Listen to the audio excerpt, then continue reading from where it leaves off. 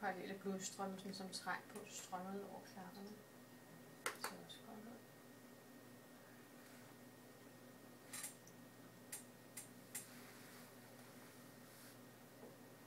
Så man ser simpelthen ned igennem.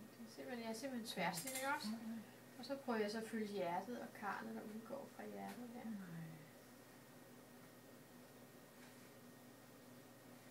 Alt hvad jeg kan se ved hjertet ser fint ud, men når du kommer til hjerteskallingen, for det første er den lille blevet større, og for det andet så er det en af vores læger, der laver det, som kigger det meget mere detaljeret efter, end det jeg kan se, ikke også? Men i store træk synes jeg i hvert fald, det ser fint ud, når jeg kigger. Ja.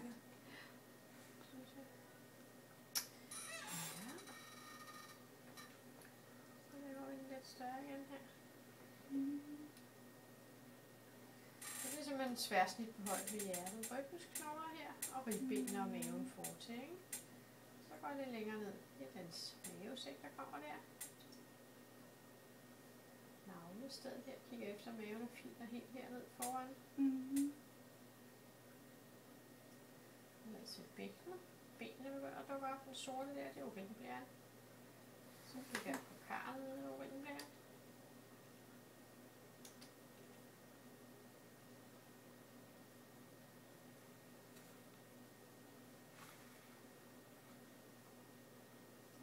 Det er 2 kappeblære, det skal der også være.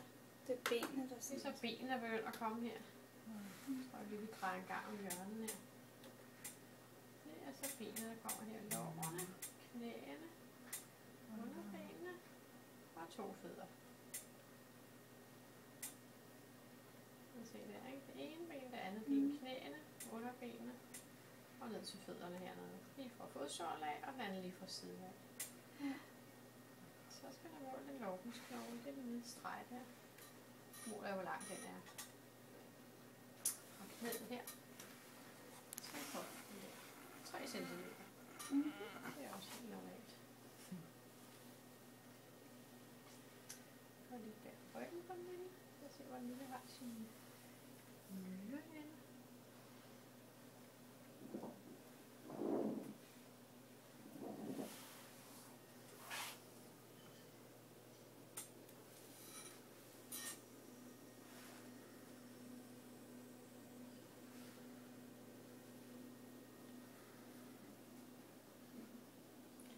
Kommer lige her. Den ene kommer her, og den anden kommer her. Så er jeg op til armen igen. Så lige der måle den overarmsknogle. Måler vi, hvor lang den er. Fra skulderen her til albuen der.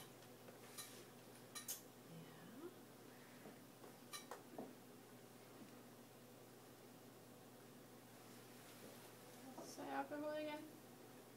Så følger jeg ryggen heromme. Så virvel for virvel hele vejen ned.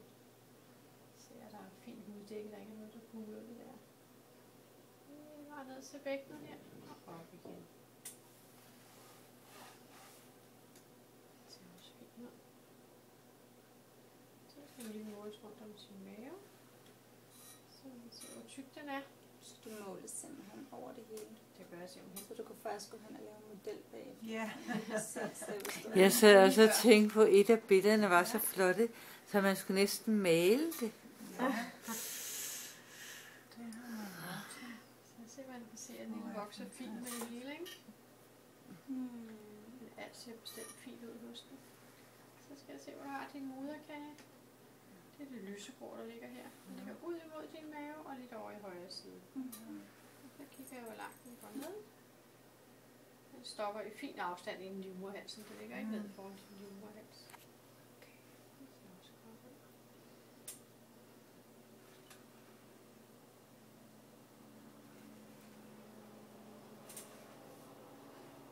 Så kigger jeg simpelthen lige din livmoder igennem her. Der er gang i det, Ditte. Er det ikke fantastisk? Så meget, der sker. Jamen, jeg kan også godt mærke den nu. Meget stille og roligt. Ja, så når moderkagen ligger der, så kan man nogle gange godt gå nogle uger ekstra, inden man mærker den. Jeg synes også, det er sådan Altså, jeg er i tvivl om det med mave, der rumsterer, Ja. eller om det er baby. Der er ikke noget mærkeligt i, at du ikke har mærket den. Jeg kunne forestille mig, når du begynder at kunne mærke den, at det mest over i venstre side. Okay. Den går ikke helt over i venstre side, den stopper der. Ikke? Så jeg kunne godt forestille mig, at det var her over i venstre side, du først ville kunne mærke den lige. Nej, det er godt, du siger det, fordi jeg synes, alle sagde til mig, at de kunne mærke den så tidligt. Ja. Det er også derfor, jeg skynder mig at sige det til dig. Ja. Fordi folk begynder at sige det til en, når man er de der 20 år hen. Kan du ikke mærke den? Ja, eller... Og der er ikke noget mærkeligt i, at du ikke kan mærke den. Og slet ikke, når moderkagen ligger der. Okay, men så er det måske. Ja. Altså, jeg kan virkelig ikke finde ud af det. Jeg er sådan ved at... Nej, i starten vil man det heller ikke, fordi det er så lidt, ikke? Så er man altså i Ja. tvivl om. Skulle du have billeder af den lille derinde? Ja, det vil vi gerne. Du kan lige vise jer, hvad jeg kan få, så kan du sige, om du vil have det. Så skal vi se, om jeg kan få en profil her. Ja, fint. Nå, Ikke så der? en lille nuser. Den er rigtig fin. Ja, den Hvor er den rigtig sød. Så fin der. Ja, Hvor er det? Hoppede den lige lidt der? En lille hop. ej, hvor så.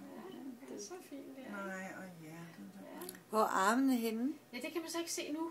Nej. De er så ind i skærmen eller ud mod os, og det er fordi, der ikke er noget dybde i billedet, ikke? Okay. Nu er lige sådan et snit sådan midt i kroppen, ikke? Okay. Så går jeg ud til den ene side, så kommer den ene arm der, ikke? Nå, Så kan man ikke se ja. kroppen Ej, til hvor gengæld. mærkeligt. Og så går vi på den anden side, så kommer den anden arm derovre. Ja. Og så kan man til gengæld heller ikke se kroppen. Ja. Det er fordi, jeg er sådan ude på hver side. Men det er der noget hånden, og man kan da godt se noget af Ja, hånden. indimellem kommer der lige lidt med, ikke? Indimellem kan man godt, så kan man lige se hånden der, ikke? Den farver ned. Det må da være svært at lære og se alt det der. Og, Ja, det tager også lang tid. ja. Så hjælper det lidt, at vi arbejder med det hele dagen, ikke? Så lærer man det selvfølgelig. efterhånden. Der er også den store hovedpulsår, som man kan se gå ud fra hjertet. Og Ja. det ser også fint Det ud. er utroligt så detaljeret. Ryggraden ser ud. Ja. Hvordan laver de der 4D-scanninger, eller hvad det hedder? Om hvad? Jamen, det er, sådan nogle, er det ikke sådan privatklinikker, der laver sådan nogle 4D? Jo, både 4D og 3D. Ja, Det er der mange, der sådan reklamerer. hvor man sådan kan få... Men alt ser i hvert fald fint ud på den lille herinde. Men hvordan gør de det så, når de laver det? Det er helt på samme måde, de gør det. Så laver de bare apparatet om til 3D eller 4D. Det er sådan på samme måde, det foregår. Du skal tørre maveskinnet med den der. Okay. Ja, helt sikkert. Nå, Og vi er heldige, at vi får en ekstra scanning. hvor har vi været heldige at se